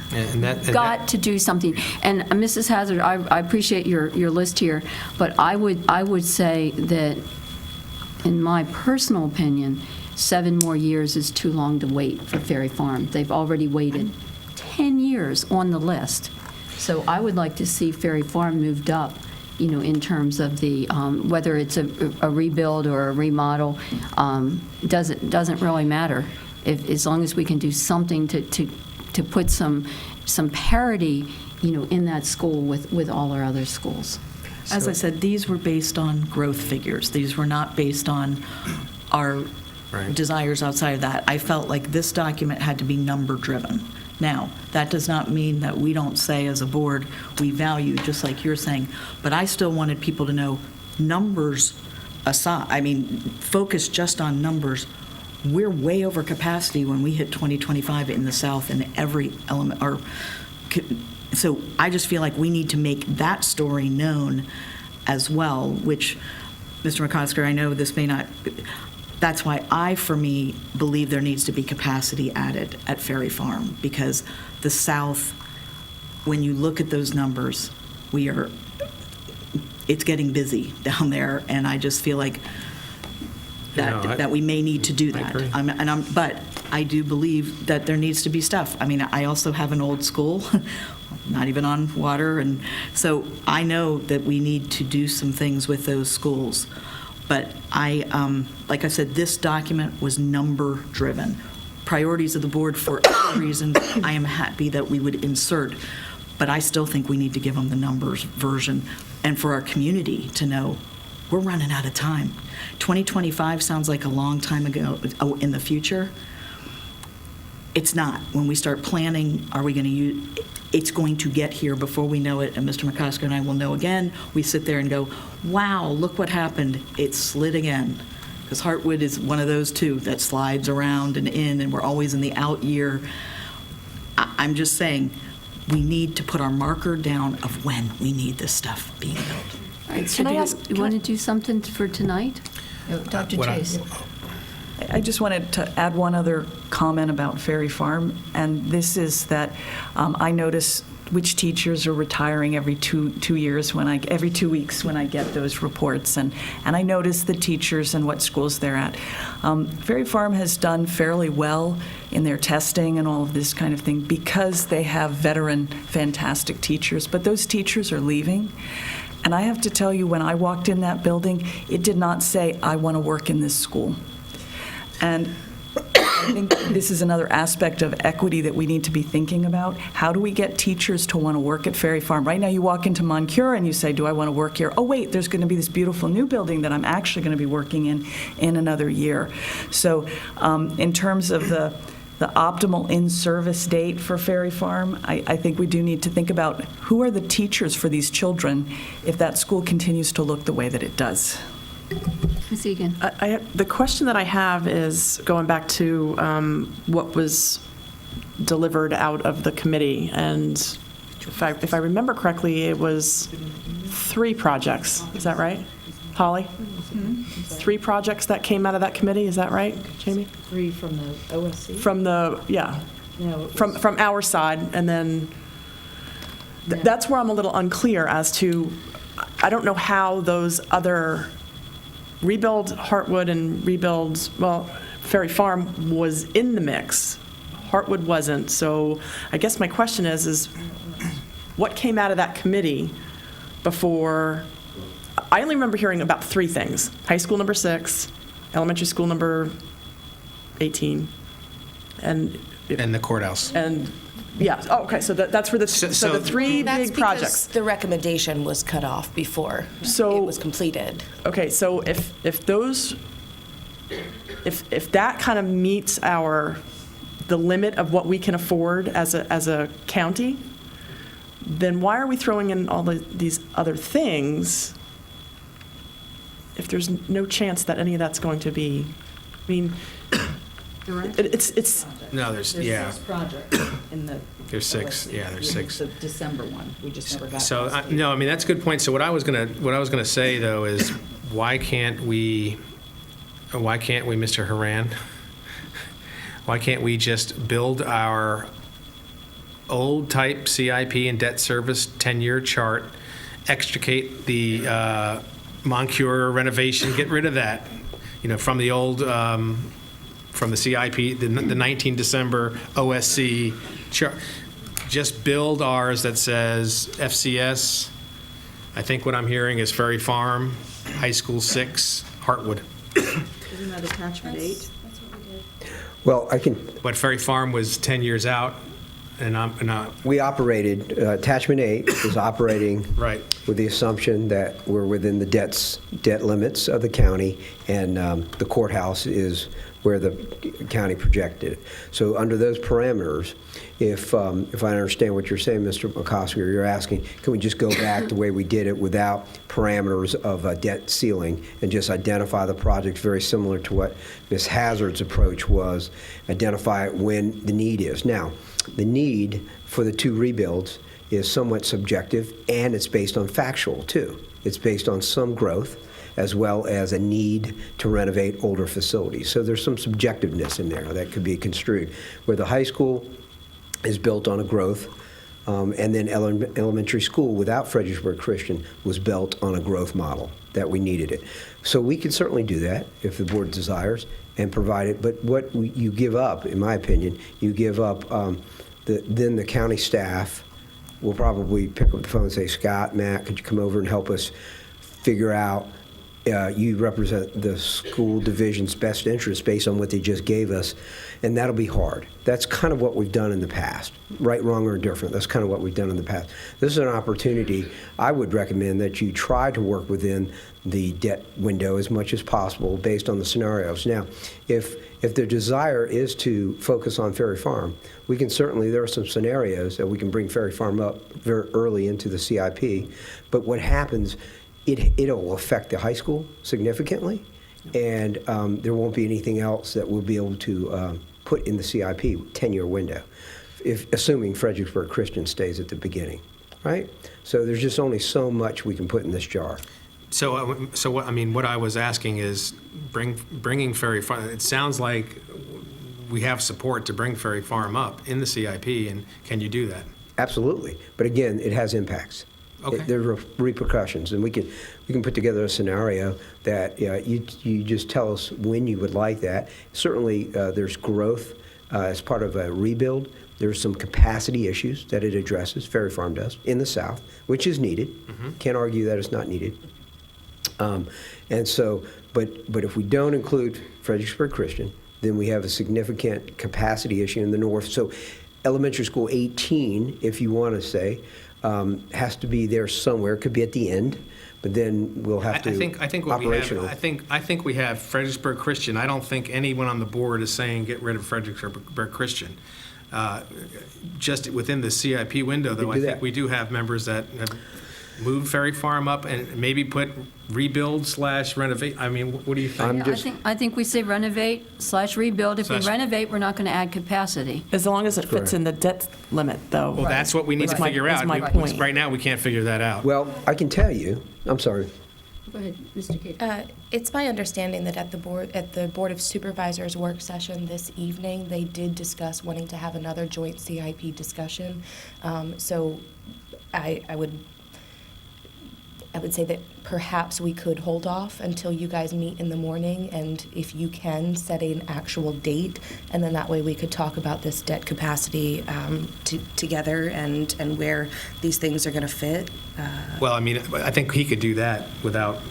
He could do that tomorrow. Well, right? then you could You bet. Mr. Horan, then come you up with could some options. then you could have a moment to put that together I and need a present moment. it at a joint meeting where then Yes, ma'am. Right. That's all I'm saying is I think we could talk tomorrow morning with the chair and the vice chair, and then as you're putting together, make sure it fits in the $315 million CIP window, and at least. But I think we have Okay, and I can do that. consensus that there's Ferry Not me. Farm. We can do that. Won't happen We can do unless that we move it together. up. We can have Fredericksburg Christian, and we can try and align a rebuild. Now, again, rebuild/renovation, whatever you want to call it, there's going to be a dollar figure associated with it. So we're going to use worst case scenario for a rebuild. That's going to cost the most. So we'll position that right after Fredericksburg Christian, knowing where the courthouse is currently, because we'll just make that assumption that it's static. Yeah, and that could slide a year or two And also and help out. That's right, but we don't control We that. don't control that. That's right. So 66. what's Well, going to the give? committee controls it. Yeah, well, The committee controls everything on that list. that's correct. But I thought there was an opportunity, or there was a discussion based on perhaps scaling back the courthouse a little bit And we to haven't free heard up some anything other about dollars. that yet. Yeah, we That's haven't certainly heard, not in our purview. we but, haven't heard anything Right. back on that yet, right? But I just want, we'll certainly put that scenario together, but I'm going to tell you that the loser in this scenario, is high school 6. Oh, my God. High school 6 will be pushed. I just don't know how far to the right it will be pushed, but it will be pushed. We've run these scenarios 100 times. We worked this in the TRC, before the TRC, after the TRC, OSC. We've worked all these scenarios. Okay, can you put it together and then? Absolutely. Thank you. Where was the high school 6 when we had Ferry Farms as being Yeah. started now? Wasn't the high school That 6 was- somewhere in the It was. mid-20s? High I think it was school- always High somewhere school there. 6 has floated in and out of the CIP. Right, so- And I'd have to go back and look at which scenario that we had. I'd like to look at that CIP when we first approved the 5 elementary schools, Moncure Many years and Ferry ago. Farms. It's 10 years ago, Yes, I ma'am. know. 2007 Yes. was the But first time. the high school was an issue It was then. not even in the CIP back Okay. in 2007, 2008. We had no high school. We had high school 10 at one time. if you recall, and we were designing it for Cliff Farm. So Scott, I'm going to ask your opinion on this, though. So I understand your opinion on the high school. Scott, do you really believe that the Board of Supervisors, if you put Ferry Farm rebuild for 27 opening, that'll go? No comment. Okay, well, that's just that. I can't. I don't expect to be here to see that. Yeah, I can't don't tell think you any of us that. will be here to see that opening, but I have no idea. So, I think it's the will of the majority of the board to Madam Chair, to have Mr. Horan go back, because the best document to provide, and I think Ms. Hazard's document, the write-up is it's a good document, but I think I think it's a good, because it speaks to the chart. But I think what we'll do is we put this primary document together, moving Ferry Farm up, and then seeing what's going to float out, and then we'll back it up with document number 2 about these are the reasons we're doing this. And then I think that's a solid package to go over. The board will get another chop at it. We'll talk about making sure that, hey, can you put the habeas stopus on the 11th? Maybe we can push it back to the 20th, the meeting at the 20th for the CIP. I don't know. What document will you have tomorrow morning to show? Because talk is cheap. Well, If you have something on paper to show. We're just trying to set the meeting, We're Pam. just trying to have the meeting. But you're not going to have a discussion We're on it? going to ask them not to make a decision until we've had a chance to sit with them and make our case. Okay. For our priorities. I would like to see some background on Ferry Farms when we put this together, because it seems that the discussion, at least my perception of it, at the supervisors meeting was, well, we don't have to do Ferry Farms. I don't think they understand that this is a very old school, that almost nothing has gone into it because of the expectation it was going to be rebuilt. Same thing with Moncure. I think over the years, things slid some at Moncure, knowing that we were going to rebuild. So we said, well, we're not going to do this or that because it's going to be a brand-new school. But Moncure is a reality, and a year from September, they're opening. We're going to be Yes, ma'am. opening that school. Right. But we have nothing. Can I piggyback on that? I just want to remind everybody that we were not given an option to do anything with Moncure. That was imposed on us. That decision was made for us. Well, the decision was made when we decided we wanted to buy new land. When we decided we want to rebuild Moncure on another site, that was the deal. We didn't have any money to pay for that land. So that's when we entered into a memorandum of understanding saying, okay, the supervisors would buy the land, we would build a school. When we opened Moncure, we would give them the old one, which was, traditionally, it would be surplus. So yes, you're absolutely right. It's out of our hands. It is not within our control what happens there. Oh. All right. For purposes of our discussion tomorrow, do we have the consensus of the board that the board wants to move forward with the Fredericksburg Christian School? That's a yes, because that's in effect going to give us half of an elementary school for $10 million renovated. That's a bargain compared to some of these other prices we're looking at. All right, so that, and that we are working on our priorities for our other projects, and we will be in a position to discuss them, at a joint meeting. All right, now I know next week is spring break, so people aren't going to be available, but we'll try to set this up the week after next. Holly will be here.